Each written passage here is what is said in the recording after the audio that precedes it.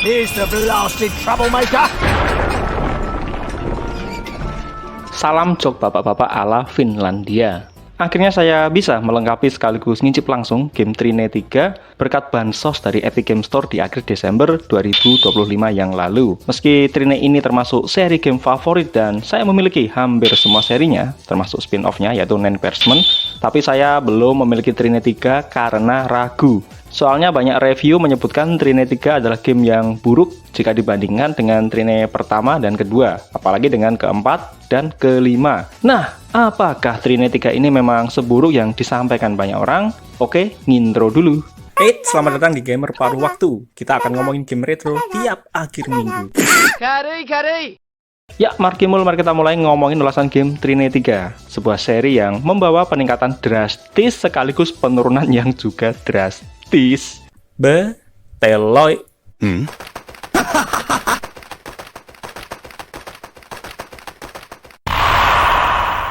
Game Trine 3 adalah game ketiga dari seri Trine yang dibuat dan dipublikasikan oleh Frozen Byte Studio, sebuah studio indie dari Finlandia.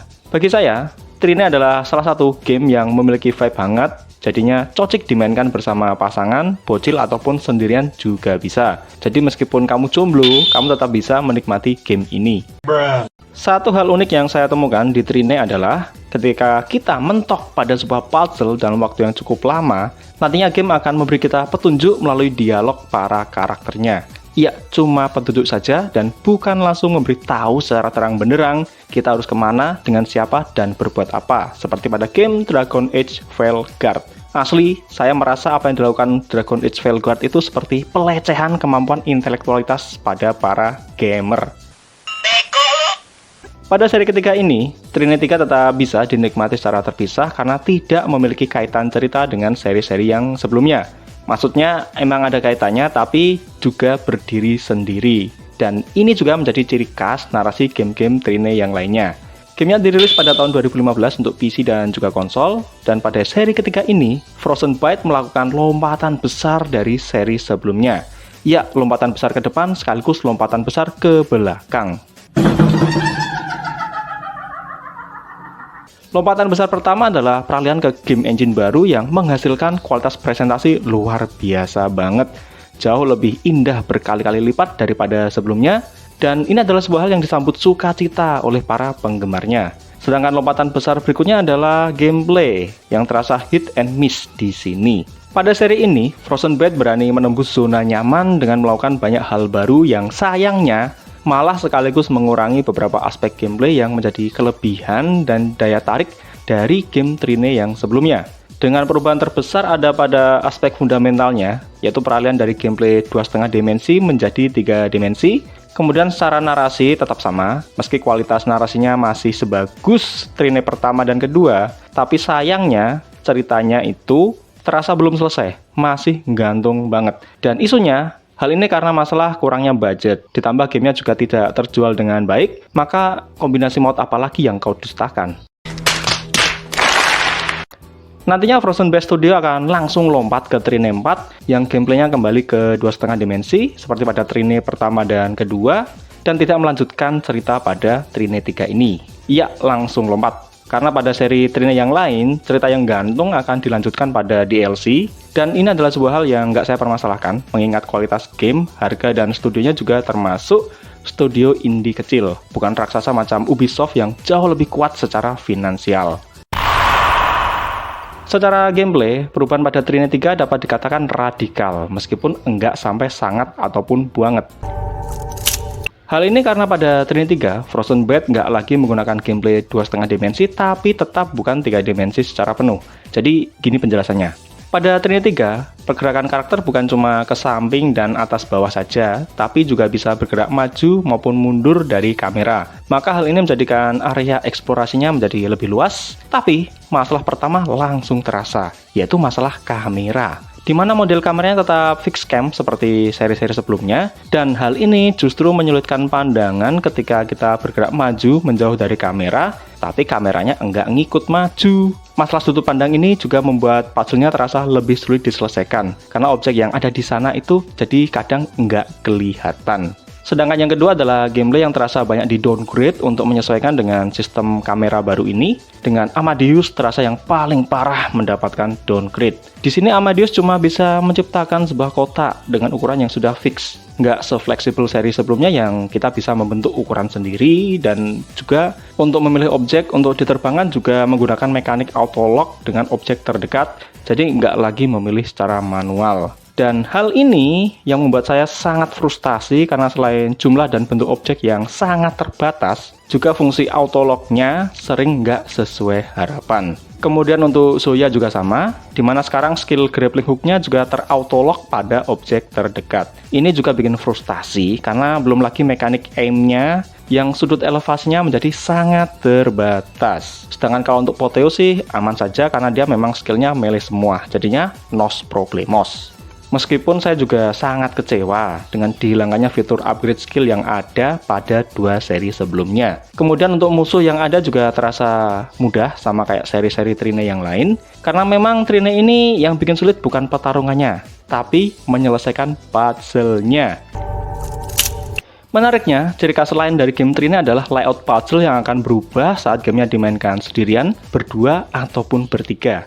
Yang intinya Frozen Byte mendesain solusi puzzle yang disesuaikan dengan jumlah player yang memainkan gamenya. Karena tiap karakter punya skill khusus yang dibutuhkan untuk menyelesaikan puzzle yang ada. Dan inilah yang membuat saya jatuh cinta banget dengan seri game Trine. Secara presentasi, no debat. Keren banget, nget. Dimana pergantian game engine berpengaruh nyata pada kualitas visual yang tampak lebih halus, lebih detail, dan tone warna yang meriah tapi tetap terasa lembut. Kemudian dipadukan dengan kualitas narasi, voice acting, dan musik yang juga istimewir bingit, maka ya saya nggak punya hal apapun untuk saya keluhkan pada aspek presentasinya. Yang jadi masalah tetap cuma penggunaan fixed cam yang seringnya malah merepotkan pandangan saja. Misalnya seperti saat kamera berhenti bergerak mengikuti karakter yang bergerak menjauh dari kamera. Begitupun saat kamera berhenti bergerak saat karakter bergerak mendekat ke arah kita. Dan ternyata tepiannya nggak ada pembatas, yang otomatis karakter kita langsung automodir karena jatuh ke jurang tanpa kita tahu ada jurang di sana. Beteloy.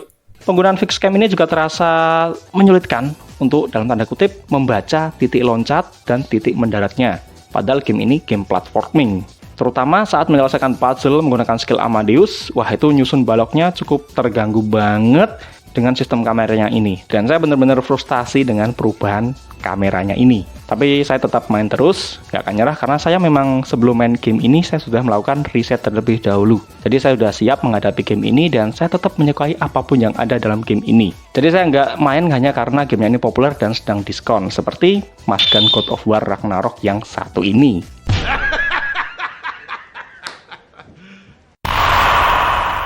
Secara cerita, ini masihlah Trine yang kita kenal. Trine 3 masih memberikan cerita yang ringan tapi terasa menyentuh sekaligus hangat.